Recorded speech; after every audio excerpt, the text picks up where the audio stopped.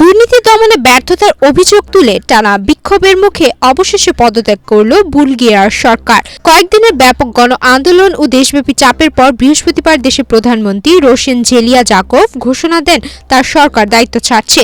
পদ্মা সেতু, metro rail এবং elevated expressway নির্মাণের গর্বিত অংশীদার বসুন্ধরা সিমেন্ট। ফরাসি বার্তা সংস্থা এএফপির এক প্রতিবেদনে এ তথ্য জানানো হয়েছে।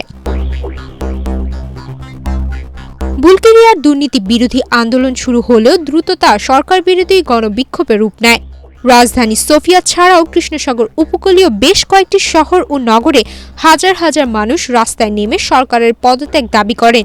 ইউরোপীয় ইউনিয়নের সবচেয়ে দরিদ্র দেশ বুলগেরিয়ায় সম্প্রতি দিনগুলোতে এই বিক্ষোভ রাজনৈতিক অস্থিরতাকে আরও তীব্র করে তোলে।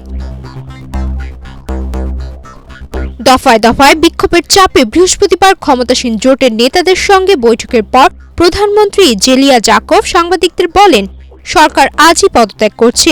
ক্ষমতায় আসার এক বছরেরও কম সময়ের মধ্যে রক্ষণশীল জেলিয়াজাকভ সরকারকে এভাবে সরে দাঁড়াতে বাধ্য হতে হলো।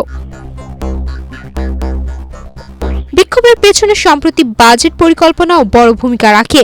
গত সপ্তাহে প্রথমবারের মতো ইউরোতে প্রণীত 2026 সালের বাজেট পরিকল্পনা প্রকাশ করে সরকার।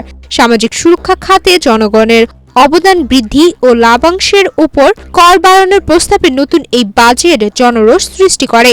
বিরোধী দল ও বিভিন্ন সংগঠন অভিযোগ করে সরকার এই পরিকল্পনা সাধারণ মানুষের উপর অতিরিক্ত চাপ সৃষ্টি করবে, আর এই কারণেই মানুষ প্রতিবাদে রাস্তায় নেমেছে। বিক্ষোভের তীব্রতা বাড়তে থাকায় সরকার বাজেট পরিকল্পনা প্রত্যাহার করে নেয়, তবে তাতে আন্দোলন থামেনি। বিক্ষোভকারীরা ঘোষণা দেন দুর্নীতি দমনে দৃশ্যমান পদক্ষেপ ও প্রকৃত সংস্কারের অঙ্গীকার না হওয়া পর্যন্ত আন্দোলন চলবে।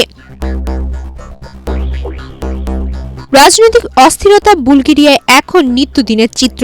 গত 4 বছরে দেশটিতে 7টি জাতীয় নির্বাচন অনুষ্ঠিত হয়েছে। দীর্ঘমেয়াদী স্থিতিশীল সরকার গঠন না হওয়ায় প্রশাসনিক দুর্বলতা ও সামাজিক অসন্তোষ আরও গভীর হয়েছে।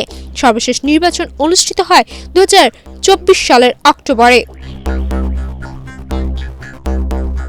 সরকার পতনের পর দেশটিতে নতুন রাজনৈতিক সমীকরণ ও সম্ভাব্য অন্তর্বর্তী সরকারের রূপরেখা নিয়ে আলোচনা শুরু হয়েছে। বিশ্লেষকদের মতে স্থিতিশীলতা ফিরিয়ে আনা এখন বুলগেরিয়ার সবচেয়ে বড় চ্যালেঞ্জ। সুমাইয়া মিতু, বাংলাদেশ প্রতিদিন।